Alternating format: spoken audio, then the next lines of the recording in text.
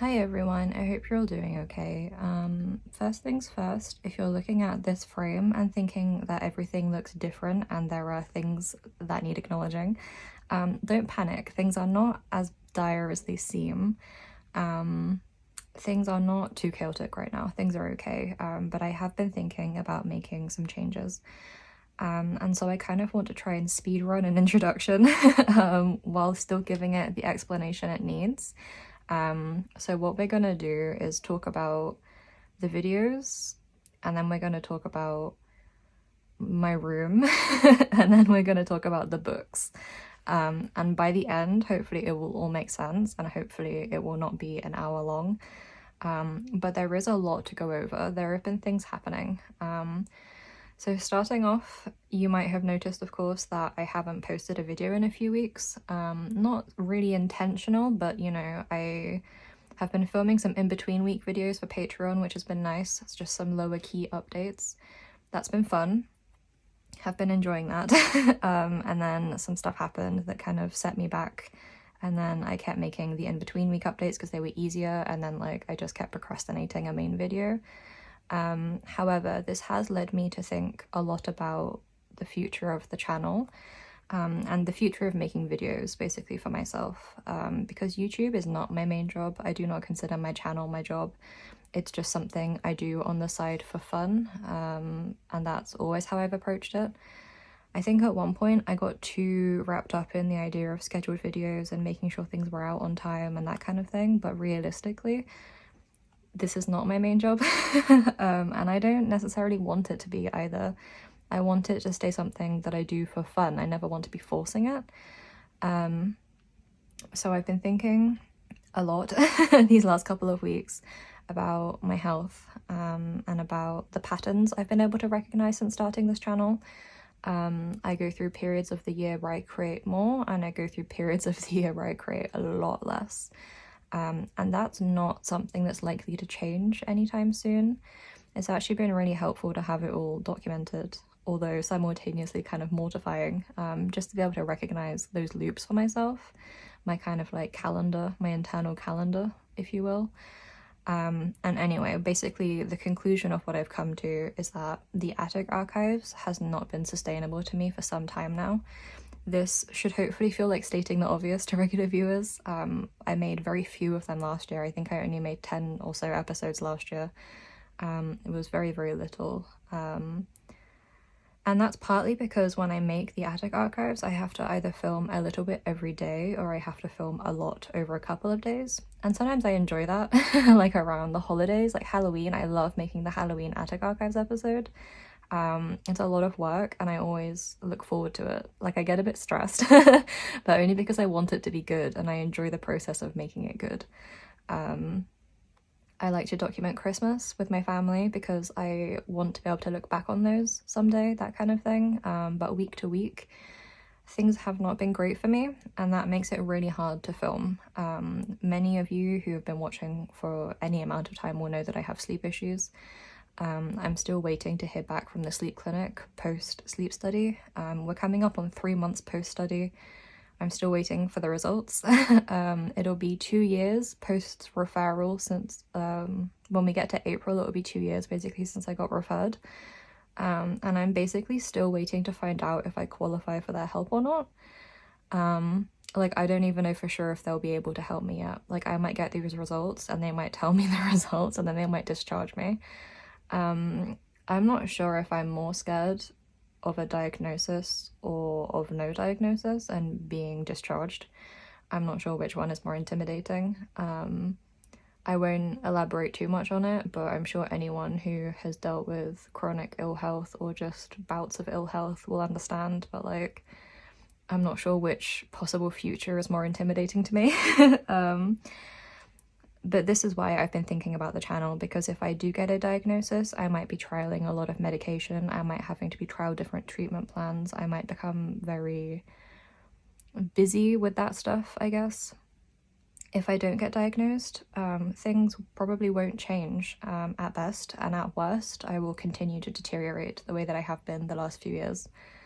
I don't know if this is something that's as perceivable to you guys, but for me and my family, it's been a very obvious deterioration. I've gotten worse, basically. The symptoms and the side effects have gotten worse. It's very hard to cope with day to day. It's very strange to cope with day to day. And that's part of why the attic archives has become more difficult.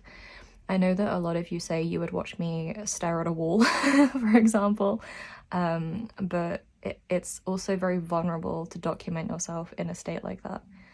And I just haven't felt up to it, basically. So that's the too long didn't read on the attic archives. They're not cancelled. I think they're just on a hold. I'm just pressing pause on them. They're not over, they're just paused.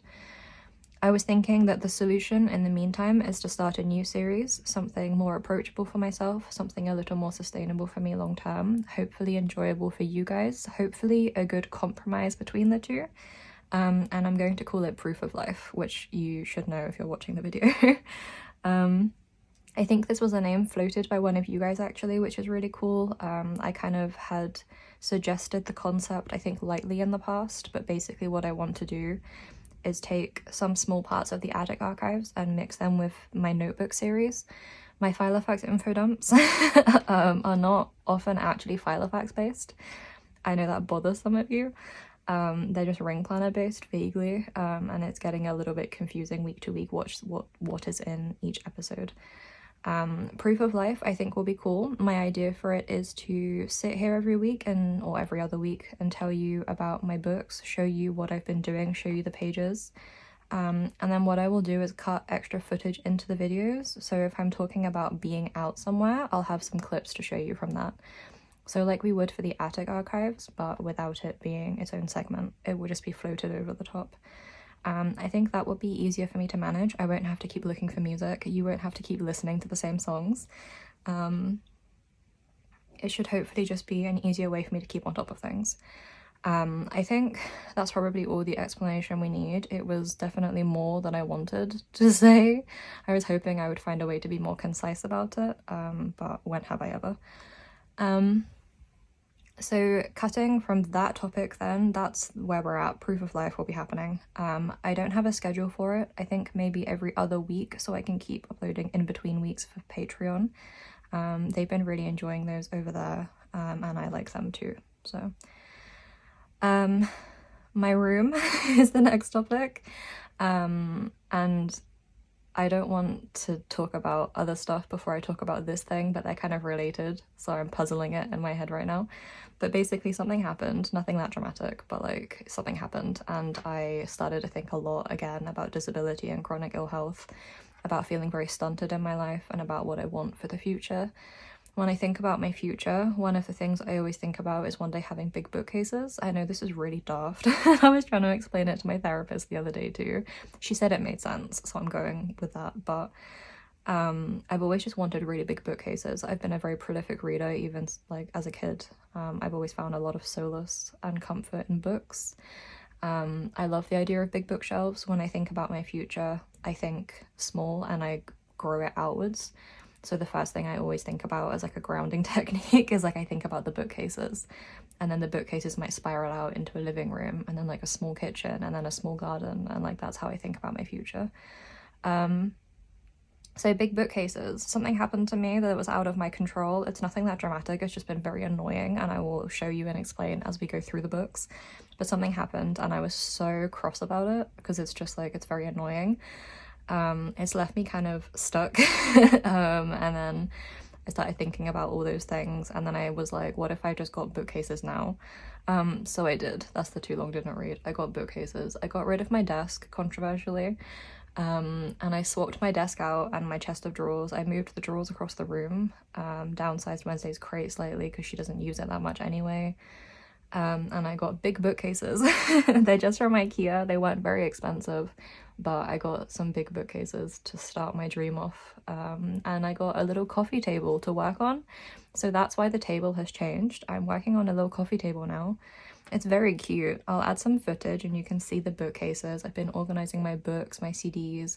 My Mac is in a little tucked away hole inside the bookcase, which is cool because now when I watch TV, I can take a photo to document it in the most obnoxious way. And it looks really cool. And I'm really happy with that, because if I continue to be unwell, or if I improve but things are difficult, then it will be really nice to be able to continue to romanticize those mundane moments in my life. It's a big part of the way I live, is just choosing to try and see the best amongst that stuff. And I'm happy with this update. So I have some bookcases. I have a little section for my archive, like all my folders, my cousins, my personal size pages, my A5 ring binders that I filled up. I have them in plain view so I can see them. I actually have all of my books out for the first time, I think, in my life. I don't think I've ever had enough space to have them all out at once, and now I can see them. I have the non-fiction facing towards, I have the fiction, sorry, my novels, facing spine into the shelf. So those are still beige on the outside, which is what you're used to seeing. But now I have my non-fiction books facing spine out, so I can actually navigate them, which is cool. I can reference them. It's amazing. I have my Oliver Sacks stack on display, and I can see it from my little table, and I have my Conan Doyle books, my Sherlock Holmes. I have my CDs and my cassette tapes, and obviously Frank with the iPod is still there.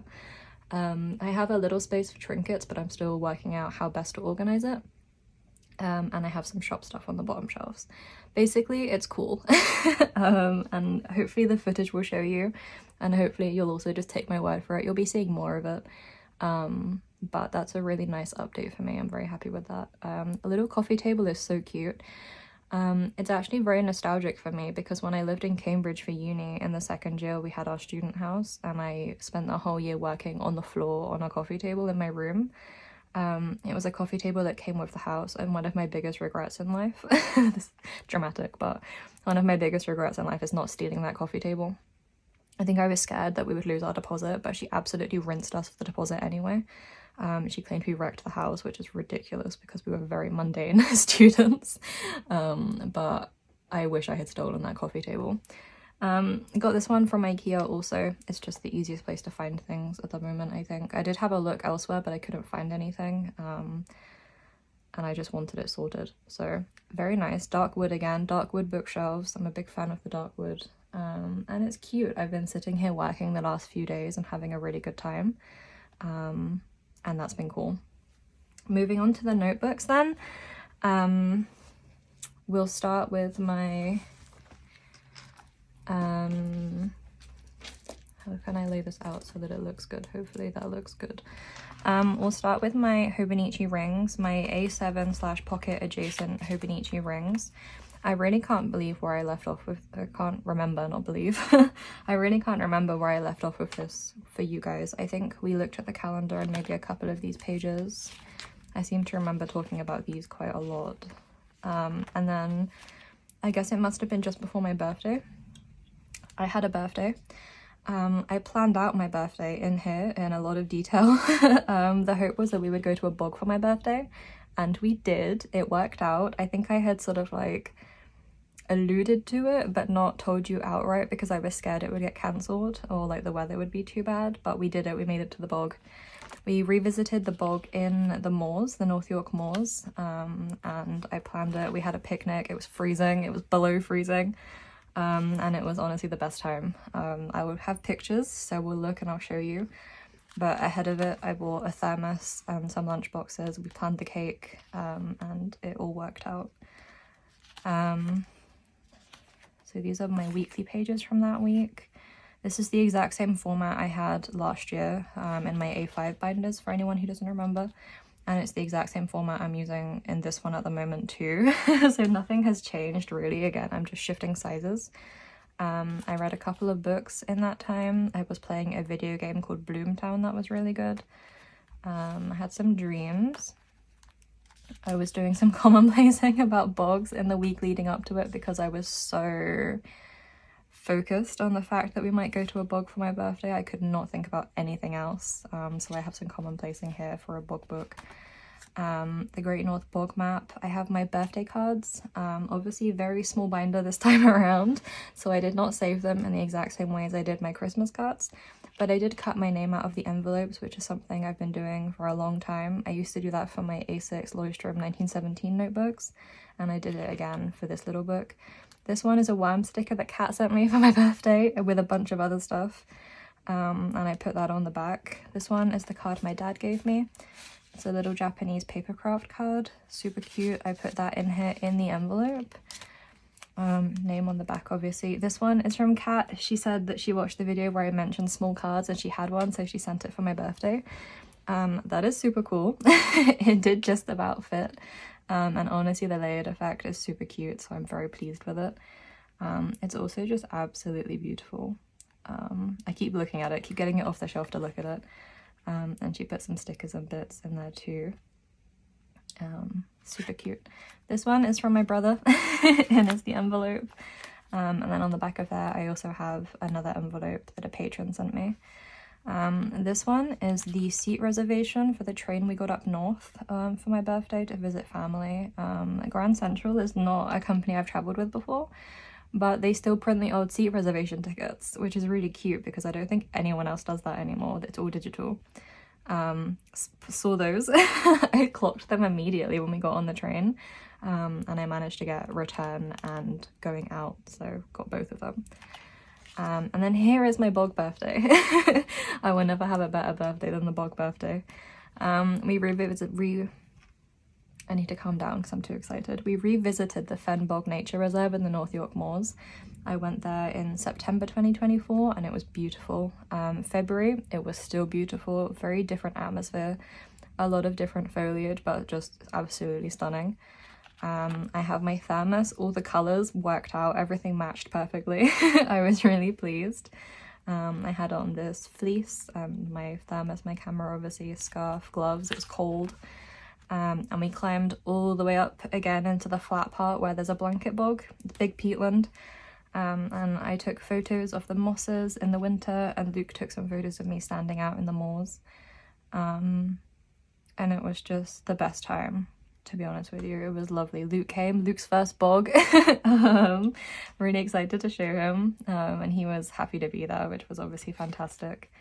Here I am crouched with my cake in the bog, and then here is the cake, and I thought this was kind of cool because I got Ophelia on the cake, like Ophelia in the like bog water. And that was just kind of like really silly but really fun. As many of you know, birthdays are a really weird time for me, but it helps me to, you know, find something to do, I guess, fill the time, and I always get a cake. And so this year I got Ophelia in the bog. And the colours were perfect. I have a little bit of footage that I can show you, and the colours were just 10 out of 10. Like, it worked out way better than I could have expected. So that was my birthday bog. We climbed back down and had a picnic by the bench. We sat out in the cold for ages, and it was just, we made hot chocolate with a thermos, and it was just so good. Here is that bit where you can see the bog in the valley bottom, like the Valley Mire, and then if you climb upwards this way, that's the moor where there's the blanket bog. So you get double the bogs. And it was a good time. I didn't film a lot, I think I was just too in the moment, but it was truly fantastic, and I'm glad to have it documented here. This week we were still up north. We went to Whitby Abbey, and then I have the return ticket. So I didn't fill out this week, and then I kind of left it here because I started thinking about my shop and about how being in my Frankenstein A7 pocket rings is fun and all, but not really ideal for anyone else, and a big part of what I like doing is sharing the things I make. Can't really share these pages very efficiently. They're on Patreon, but they're an awkward size for everyone to be using. Or for anyone interested to be using anyway. So I ended up moving into A6 rings for the first time. I have never used A6 rings, and it works a lot better for me than A6 bound books. I think just the digital nature of it makes it easier to manage. And so again, I wasn't too worried about this because I didn't change system, I just changed size. The system has been exactly the same since I think September last year, which is great, to be honest. I've just been shifting size gradually and seeing where I go. In the front of here I have the loyalty card for the local Italian deli. I have an arcade card, and I have a little photo of me as a kid, because we do it all for her. So I have her in there. I put Reagan back on the front. I said this in the Patreon video, but I think Reagan has been bringing my notebooks luck the last year, so I brought her back around again. Just to kind of like bless the book. My calendar. Oh, I worked out how to print double-sided. Oh my god, I almost buried that lead. I worked out how to print double-sided, and I'm doing it by... I ordered this box of paper, and you just get a notepad like this. They're A6 size, and I just peel the sheets off, and then I feed them through the printer, and then I turn them round, and then I just do them one at a time. And that's the easiest way that I have found so far to do it. It's been working really well, actually. It's been fantastic. It saves a lot of time, also a lot of glue. And yeah, that's been working, so I did it. So this is my February calendar for the end of the month. I did the last 2 weeks, I think, in here, or the last 10 days-ish. I copied it out from my pocket size. And then I have my weeks. Again, it's the exact same setup as my other 2 books. Nothing has changed. And that's really nice. I've been media tracking. I've been watching the X-Files again. This was the Millennium episode when they kiss on screen for the first time. The books I've been reading. I've been reading some choices. I've been kind of enjoying them and also not quite enjoying them. So I'm not sure what I'm going to read next. But at least we're making progress. My to-do list changed slightly. I made like a running Alistair list again, and it's kind of nice. I have a space at the top for habits. I have a list of things to buy, a to-do list, and then like an important tasks bit section. I explained this more in my Patreon video, but basically I like having a couple of habits, and then the to buy section is good because I can put things on here that we need to order from the grocery delivery. And then every week I can kind of move them across. And then at the bottom I have the important section for things that I kind of either need to prioritize or that feel important to me. They're not always time sensitive, but they're just what I want to focus on.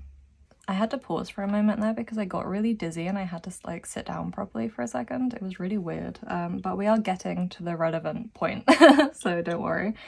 Moving through my daily pages then, the only thing that had changed was the weekly section.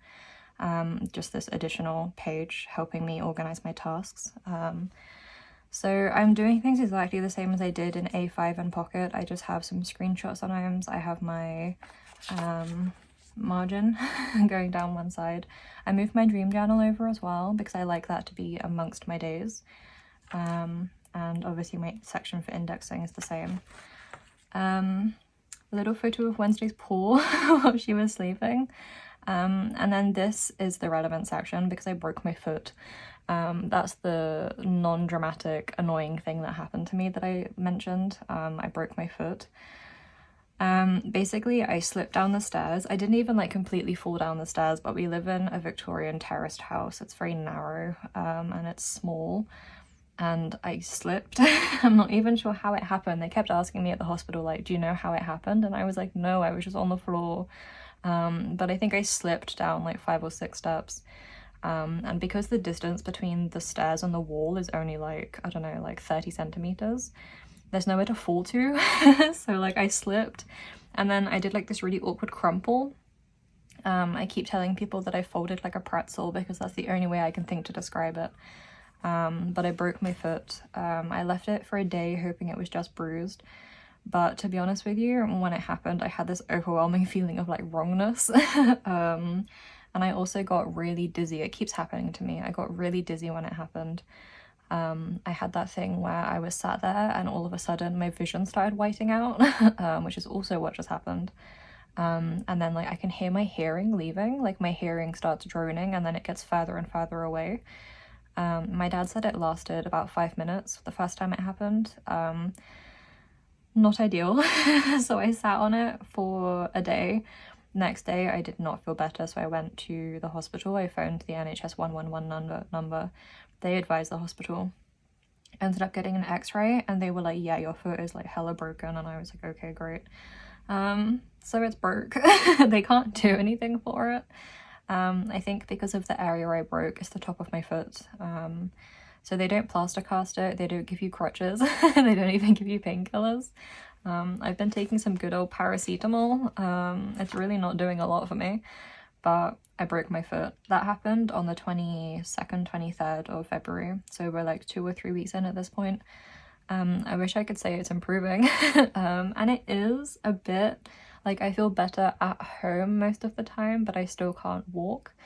I'm still shuffling up and down the stairs on my ass, and I'm walking carefully in the house, but every time I have to leave the house, which I've only done twice since, the pain is astonishing. I get really nauseous when I walk, and I'm also kind of limping and lurching like Frankenstein's monster, so it's not cute. And this is the thing that had me thinking about like disability and chronic illness and, you know, living within the parameters of certain issues and that kind of thing, and then the bookcases and then everything else. It's really annoying because a broken foot is not a cool injury. Like, it's not fun. I don't even get the street cred of a cast. Like, there's no cast sign. I've broken bones in the past, but never one as inconvenient as this. And like, no one can see it. It just hurts real bad and your foot is really bruised and like you can't do anything, and like I can't even carry my own cup of tea down the stairs. Like, it sucks. And then I keep getting these waves of nausea and like dizziness, which is such an inconvenient side effect. Basically, if I've been sat wrong and I don't realize, like, I must be hurting it somehow and not realizing, and then I get really dizzy, which is literally what just happened. And I didn't realize until, again, my hearing started to drone and I had to pause the recording, and I was like, oh, wait. So I'm hoping I don't sound too fried for the last 5 minutes of the previous recording, but it's the whole thing. They said 6 to 8 weeks to heal it, so hopefully we'll start making some progress soon, but for the time being, not a lot is happening. I spent the first week playing The Sims because I needed a good distraction and I couldn't find one. And then here again, my media tracking, reading some books, watching Elementary. My to-do list, February 24th. Again, some notes, talking to Luke, some more notes about the bookcase. March calendar then. I normally try to write a little sort of like, not a poem, but I try to write my associations for the month on the side. I did it for February and it's kind of cute. I did it for January as well. And I haven't done March as yet, but I will, and then I'll update the page. And then here is the bookcase. So this is last week. Today is Tuesday, I think. So this is last week. I started thinking about it on Monday. I drew a little diagram for the shape I wanted, which did work out great. Some sort of like inspiration photos for the organization. Oh, I haven't printed out the second half of the week. I forgot. Okay, that's fine, because today is only Tuesday, so that makes sense. And then here are the first photos after I started organizing things, which was nice. I made some notes on this side. I know it's been cool. Basically what's going on is, well, we're almost there actually, so we'll just wait. My dream journal again, some little commonplacing bits. This is a David Lynch thing. Everyday Gloom, I was thinking about it again. And then my Hobonichi paper. And then this is yesterday or the day before, I think. Maybe yesterday. And I have a photo of me watching Daredevil. Oh my god, because Daredevil came back. I don't remember if I talked about it a lot in the past, but Daredevil is the only Marvel IP that I fuck with. I love Daredevil so much. We don't have time to talk about that right now, but Daredevil came back. So I did take a photo, as I mentioned, to document that in like a really cool way. And then here are my notebooks. So the final topic for this video is the Hobonichi cousin. I have no idea how long the runtime is, but I'm hoping it's not terrible and that you're enjoying it. Because I started thinking again about the cousin. The trouble is that I have journaling friends now, and a lot of them are in the cousin, and I see them make the most beautiful things, and I get really bad FOMO. Like, I see them having fun, and I'm like, I want to have fun too. So basically what I did, partly because I realized that printing double-sided takes away some of my tactility. I think that only properly occurred to me this afternoon when I was thinking about it critically, and I was like, I think that's the problem, is that my book doesn't feel as tactile now because the pages are so thin, I think. I don't know, like something about it is just like less tactile. And maybe that will feel better once I have more pages on the rings, but I'm 3 weeks in and it's so small because the pages aren't doubled up. But that's a good thing because it's better environmentally and it's less ink and it's less glue. But it's also less tactile. So then I was looking at my cousins from 2020, where to put this? 2022, no, 2023 and 2024, because I did have one in 2024. I can't remember if I ever showed it, but for a little while I had a 2024 cousin. I don't have a lot in here, it's really only like half a month. But regardless, the pages that I do have in here, I feel very fondly about. And like when I flip through them, it captured a very specific moment in time that I feel, I don't know, that I just have a sentimentality towards. And when I look at them, I'm like, I like how I was using this space. It was maybe a little unconventional in some ways, but I was really enjoying it. Yeah, some weekly pages. So I just started to kind of miss that. I was looking at it because I was reorganizing my archive, obviously for the bookshelves, and then I was looking at all my things. And I was like, damn, you know, what is it about the Hobonichi cousin that keeps me coming back for more, even though I can never see it through? And then I realized that like I love this one, even though it has like what, 20 total pages, and I love this one especially from 2023. I have such a strong attachment to this one. And there's actually a lot more in this one than I ever gave myself credit for. Like, she was kind of like, she was going somewhere at least. Maybe not to places, but she was going somewhere. And like, this was the start of the channel. Like, it was, or somewhere up near the start anyway. I feel like this is when I really found my rhythm the first time. And I really missed it. And like, I had a period last year, obviously in August, where I missed it too. And that's why I picked one up again. And then I got into the swing of digital journaling and that was great and I don't regret it. But I kind of just came to the conclusion that maybe I will always want a cousin as well, and maybe that's just fine. Like maybe even if I only fill out 20 or 30 pages a year, like maybe that's still fine and that's still okay to have. I know that's like kind of a bold claim. Because you could argue that it's a waste, but then I think if you're using it even a little bit, then is it a waste? Do you know what I mean? If it serves you in any capacity, even if it's a much smaller capacity than it serves other people, like, is it a waste? Which I think is a debatable topic for different people. It really depends how you feel about the stuff you're using, I suppose, but you know, I was thinking about it a lot, and I was looking through the different pages and stuff and how I was using it over time. And I don't know, I picked one up. There's really no reason to dance around it. I picked one up for this year too, and I added my pages. I'm still maintaining my A6 binder. I'll show you how I'm doing it. It's just nice to flip through this one every time. I get a bit too into it. Like there was a lot, like it was really decent effort. So too many things.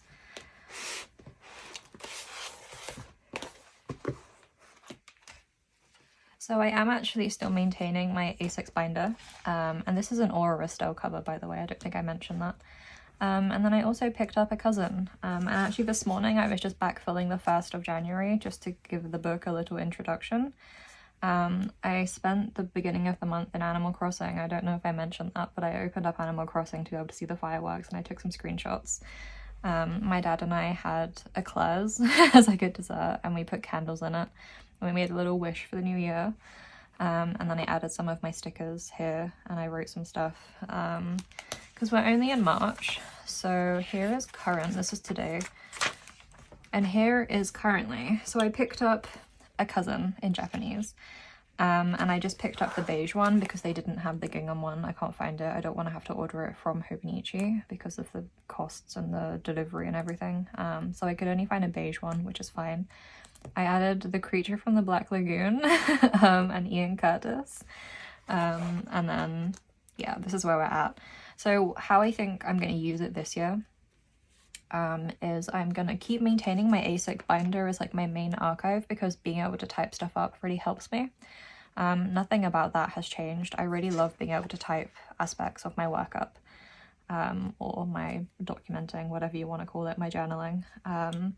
It's really helpful for me, especially because I don't sleep very well, so then I can lie in bed at night and I can type on my phone or on my iPad, and I can work on pages without having to turn the light on, that kind of thing. I often feel like I can formulate my thoughts better when I'm typing as well. Not sure why, but when I write by hand, it's definitely more stream of consciousness based, and that's not always ideal for memory keeping. What I think I have cracked this time around, and why I'm not mad at myself, especially because every time I do this loop, I've learned something. And okay, my August book from last year doesn't have a lot in it, but that's because I had to learn how to do this in the meantime.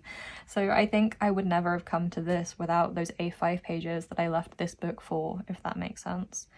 And now what I'm doing is maintaining my A6 binder, and then also sticking those pages in here as well sometimes.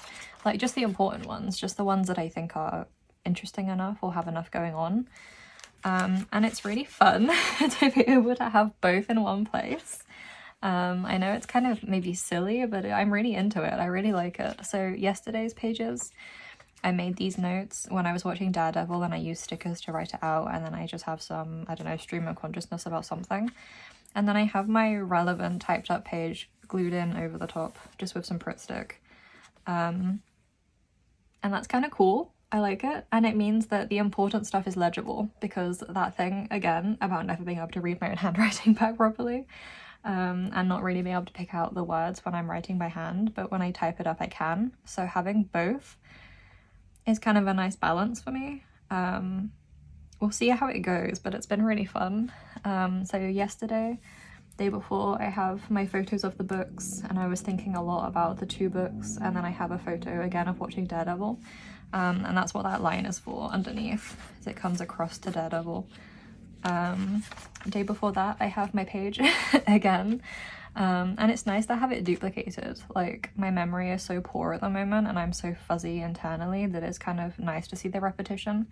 I'm not bothered by the fact I'm repeating myself or that things are printed twice. I think it's nice to have it sort of like reinforced, and to have them together. Like, it's basically one system because of it, if that makes sense. It's just like, this is the baby version, and then this is like expanded. You know, like Stardew Valley and Stardew Valley expanded. This is like A6 Rings expanded in my head. And I don't know, it just feels good. So I'm not pressuring myself to write every day or to use all the space. Obviously, like, I'm only writing on one side at the moment in some places. Some days more than others, and then some days I have just like a little, and I'm putting more photos in, and it's nice to be able to have the option to print them that bit bigger than they are in here. And again, just to have a place to let myself stream of consciousness. It's nice that in my rings I'm more coherent because I'm taking my time and I can revise the text. But I don't think I realised until I sat down to write in here that I miss the stream of consciousness too. It's kind of nice to have the option for both. And I don't know, like, it's cool to have it now, I guess. Here's that page again from in my rings with the plans for the bookcase, just to lead into it. I've been kind of lightly backfilling. This one I was just thinking about stuff. The beginning of the month we had St. David's Day. My dad made Welsh cakes, they were really good. And yeah, just some text. And then what I have been doing from then, I have my x-rays in here somewhere. And then I went back obviously to the beginning of January, because March is kind of a good time to be backfilling, to be honest with you, because it's only 2 months and like 10 days. There's not too much to do. And I'm not trying to backfill all of it, just the most important things. So New Year's Day, obviously, to introduce the book. And then I had photos from my camera roll for a couple of days afterwards. So I'm doing that thing again where I backfill from my camera roll, and that makes it a lot easier. I made this summoning square, so I added that over the top too, and then I reflected on where I'm at for it in March, because I have ticked off quite a lot. Matt Murdock did return, so we can actually tick that too. But yeah, and then I've started adding some small stickers, obviously mini super sticker club stickers. The texture of this one is so good. It's like a foamy soft, I don't know, it's weird. Yeah, so I'm just kind of lightly backfilling. I have some more photos stuck in. Nosferatu, I'm going to add a Nosferatu spread. Most important film event of the year for me personally. Helping my brother move apartment. Wednesday on the sofa. What else do I have? I think that's it. I have more photos on my desk. They're all sliding around, but yeah, I'm just lightly backfilling the most important things that have happened so far this year. And then I'm not going to pressure myself to do all of it. I think this time around, I'm going to let myself leave the gaps. Like, I don't know what this face is, but like, it's fine. You know what I mean? It just doesn't matter. I think if I use it throughout the year as and when I want to, that's fine. And maybe starting in March and backfilling that little bit is a better approach, because at least I kind of started at the beginning, sort of. And then I can just chip in and out throughout the year and see how I feel. This is kind of giving myself the opportunity to avoid the spring spiral as well, because every spring I end up back in the cousin at some point, but I do it in like June or July after trying to procrastinate it and prevent it for a few months. At least if I start early this time and I'm in my rings and I have my paper book, then maybe we'll be okay. We'll see. Hopefully it might be fine. But right now this feels like a very good balance for me, especially because they are the same system. And because these pages help fill these ones, it means that I'm not likely to let this one slide because I want it for this. So that's kind of helpful. I love being able to print the pages and add them over the top. I love the layering effect. So we will see. I think it'll be cool in future proof of life episodes to be able to add a bit of like journaling with you, adding some stickers and stuff, and being able to just look through both the books and flip through stuff and talk about what's going on. So that's everything, I think. I hope I covered everything. Yeah, videos, bedroom, broke my foot, books. I think that's it. I'm hoping to hear from the sleep clinic really soon, and then I might have a clearer idea of what's going on. But for the time being, we are now just sat on the floor in my room together, which is fun, with my little coffee table. And hopefully it's gonna all work a little bit better than it has been. Okay, I hope you are all good, and I will see you next time.